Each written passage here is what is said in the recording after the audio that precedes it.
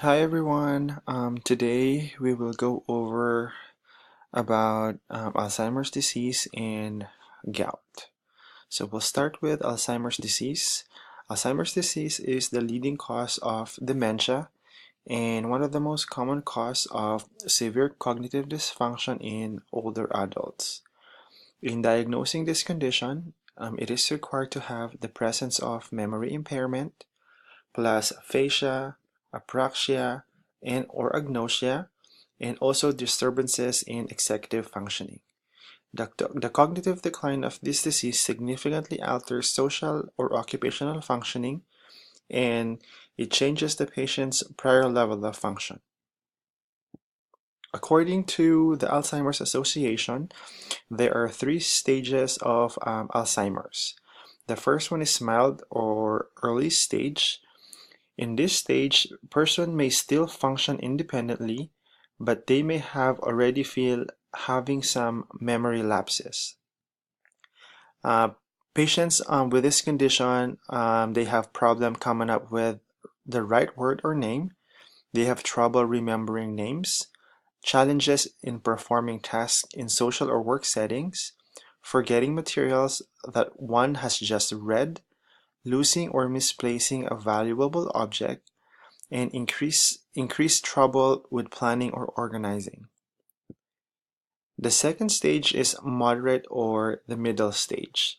During this stage, individuals may have greater difficulty performing tasks, but they may still remember significant details about their life.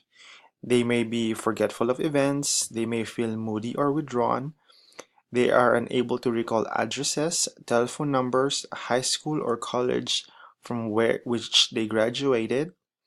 They have confusion about where they are and what day it is. They need help choosing clothes for season or occasion. They have trouble controlling their bowel and bladder. They have changes in sleep pattern and they have increased risk of wandering and becoming lost. The last stage is the severe stage. Individuals in this stage lose their ability to respond to their environment. They need round-the-clock assistance with daily activities. They lose awareness of their surroundings. They experience change in physical activities. They have increased difficulty communicating and they become vulnerable to infection. Risk factors related to Alzheimer's are physical inactivity, smoking, hypertension, hyperlipidemia, obesity, diabetes, and depression.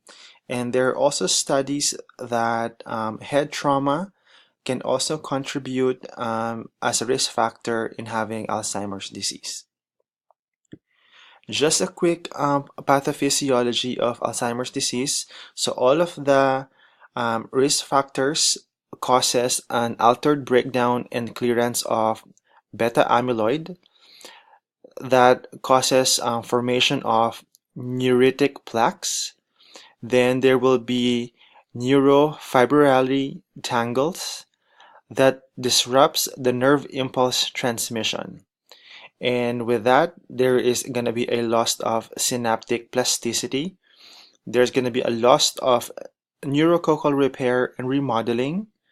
And there will also be a neurodegeneration that will eventually lead to Alzheimer's disease. Clinical manifestation of this disease, there will be confusion, impaired judgment, disorganized thinking, there will be difficulty with language, there is a functional impairment, and also behavioral disturbances such as aggression and agitation may be present. For the diagnostic test, Mini-Mental State Exam, it is used with a high sensitivity and specificity in determining a patient's cognitive function. And it is found out that this test can help identify the presence and overall severity of memory and cognitive deficits. Neuropsychological testing, with an expert's interpretation, they can determine the stages and severity of patient's cognitive deficit.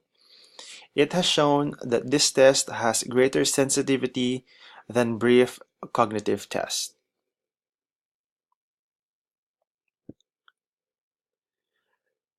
CT scan and MRI should be used to detect lesions and diseases that might cause or contribute to Alzheimer's syndrome. To Ballard and other authors that the CT scan and the MRI are the recommended test in diagnosing Alzheimer's disease.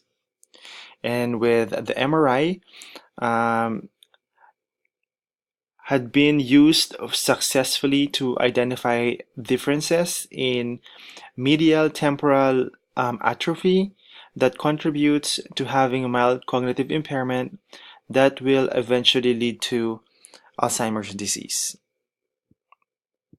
For the plan and treatment of Alzheimer's, non-pharmacological intervention should always be initiated with Alzheimer's. Therapies such as music, multisensory stimulation, psychomotor therapy, and behavioral modification techniques can help manage cognitive symptoms. And it has found that music therapy can help lessen agitation. The multisensory stimulation can help with apathy, and the psychomotor can also help with anxiety and agitation that are manifested by Alzheimer's. And next is the management of patients' psychosocial needs. Interventions to stimulate cognitive and social interactions such as adult daycare participation, behavioral-oriented therapies, and caregiver support are needed to manage the patient's behaviors and psychosocial needs in the long run. For the pharmacological treatment, memantine has been shown to be beneficial in treating moderate to severe Alzheimer's disease.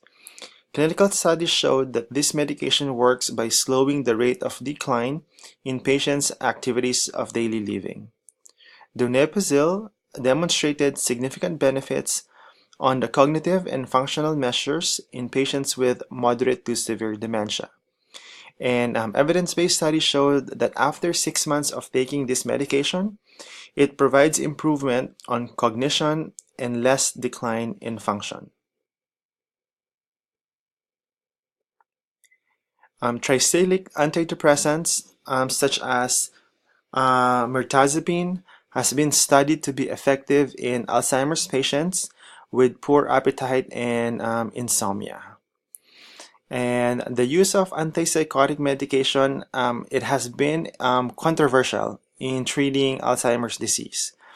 Alzheimer's related agitation and psychosis, they really don't need to be treated with antipsychotic because it has been found that this type of medication significantly increases the cerebrovascular events on patients with Alzheimer's.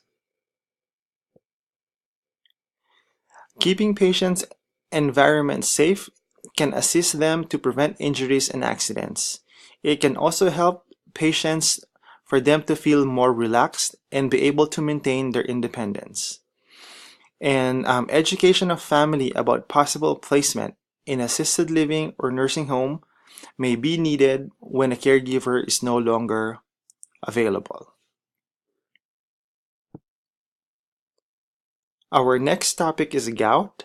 Gout is the most common inflammatory disease of bone and joints. This is a reaction or response to high uric acid production.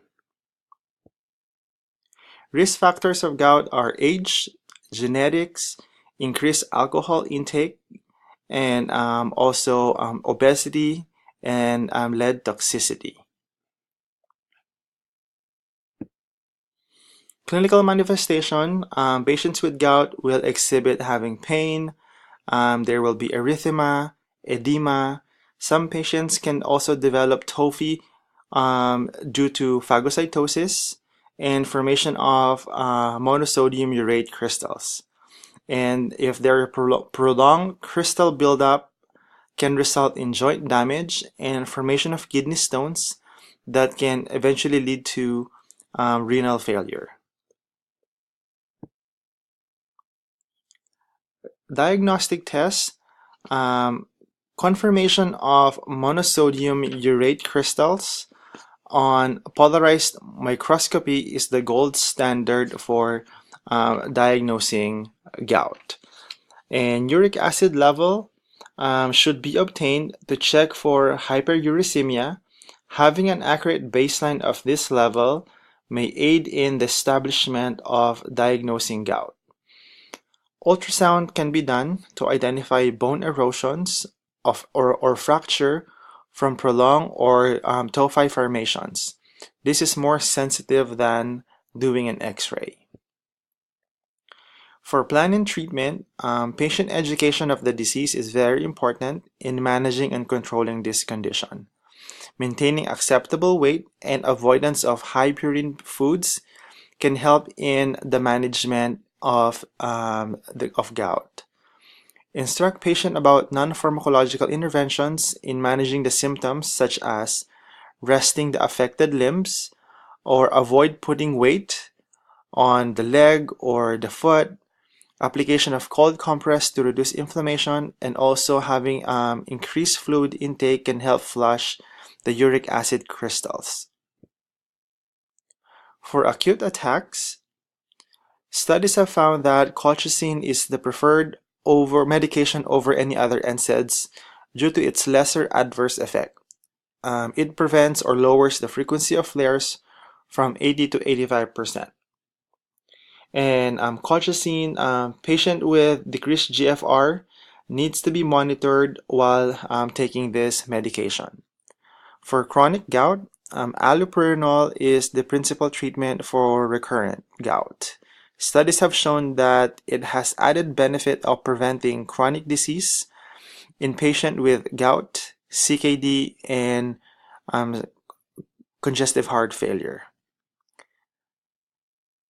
Febuxostat have shown better results in lowering uric acid levels, but it is not as effective in preventing gout flare-ups than allopurinol. And these are all the references that I used for my presentation. If you guys have any questions or clarifications, please feel free to add a comment or send me a message. Thank you for listening.